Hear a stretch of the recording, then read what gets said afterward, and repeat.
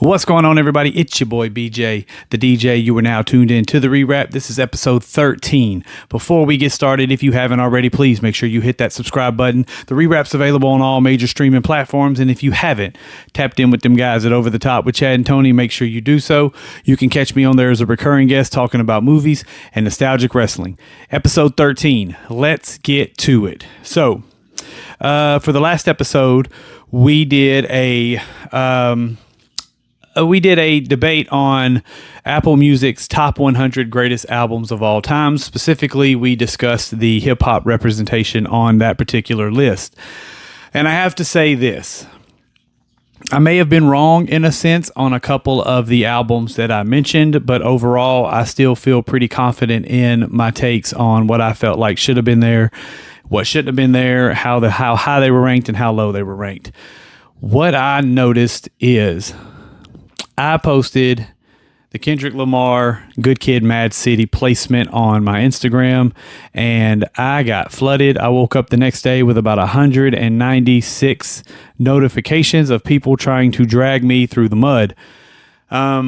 There is a generation gap in hip hop, and it is obvious, and it is noticeable, and it is clear as day that this newer generation of listener do not appreciate the groundwork that was laid before the artists that they enjoy and love.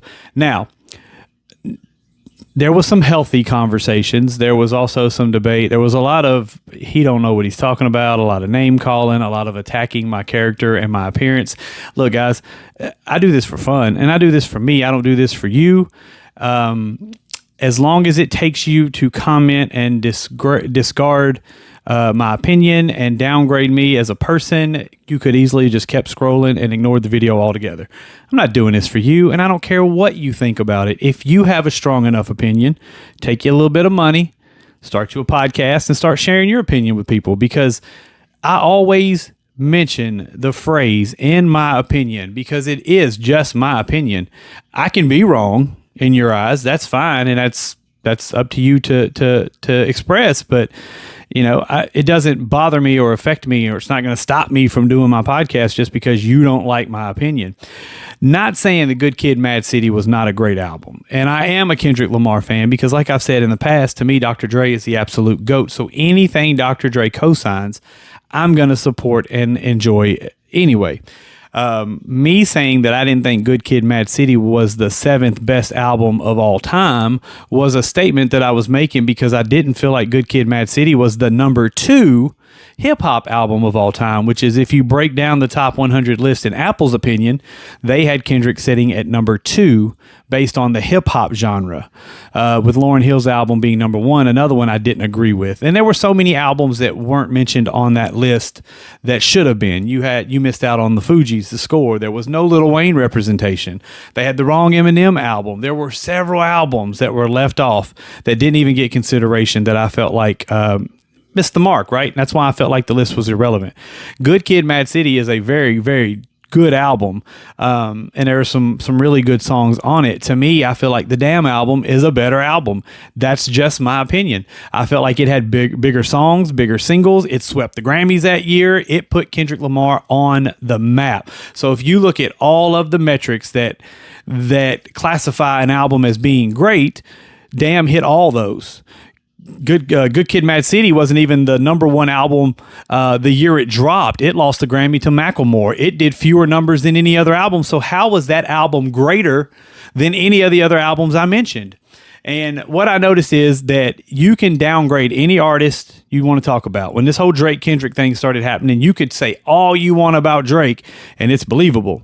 But if you say it about Kendrick, everyone's like, nah, you don't know what you're talking about. I even got called a white boy.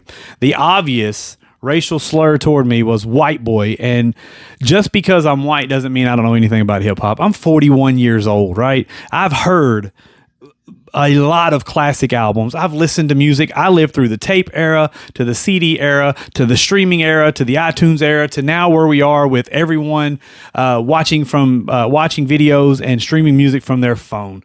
Don't tell me I ain't got a clue what I'm talking about. I'm not here to listen to that. I'm not. So what I noticed was there was a slew of listeners, ranging from the ages of about 25 on up, that were appreciative of some of the classic albums mentioned on that list. But anything under the age of 24 to now, they have a certain style of music they listen to. And Kendrick and J. Cole are the exception to this rule. And they felt like everything I mentioned was ancient. Like, those albums never lost their greatness throughout the years, right? They only sometimes continue to grow greater because of the music that's coming out afterwards has been absolute trash. A lot of these artists that you put on these pedestals are trash. I mean, they're absolute trash. The music has no content, no substance. It's all talking about sliding on ops or tricking on a bitch or doing all of this nonsense, like this foolish behavioral type thing.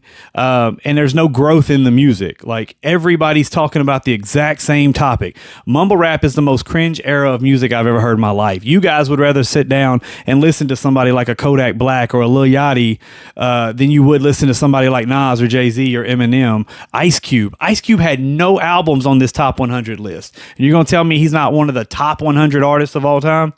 It just didn't make sense. So the generation gap in music is it's real and it's obvious. And I'm not going to justify my listening abilities and my listening pleasures for anybody under the age of 25 whatsoever. You guys have praised some of the most atrocious music I've ever heard in my entire life.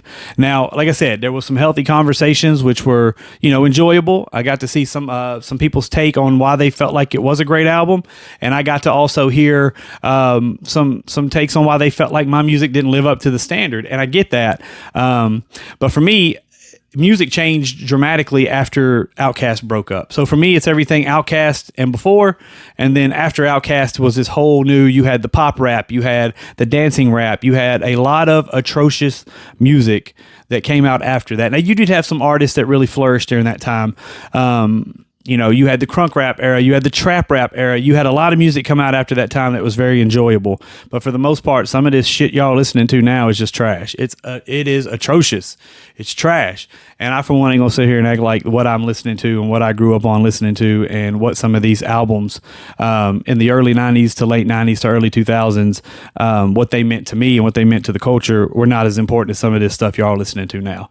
Again, Kendrick Lamar, great artist, and he has put out a number of great albums, but I don't even feel like he's the greatest in his generation. I feel like Drake has surpassed him tenfold, and J. Cole is right there on his heels, if not past him already. He's not even in my top 10. Now, that doesn't mean anything personally. That's my top 10, but Kendrick's not even in my top 10. So for me to act like Good Kid, Mad City deserved the spot it was in, it doesn't make any sense to me. There were better albums on that list. There were albums that deserved to be placed higher, and Kendrick Lamar's Good Kid, Mad City deserved to be placed lower. That's what I got. I don't care if you like it or not. That's my opinion, and apparently my opinion is the one you love to hate. So that's what I got. This has been BJ the DJ. This has been the Rewrap, episode 13. We'll catch you on the B-side.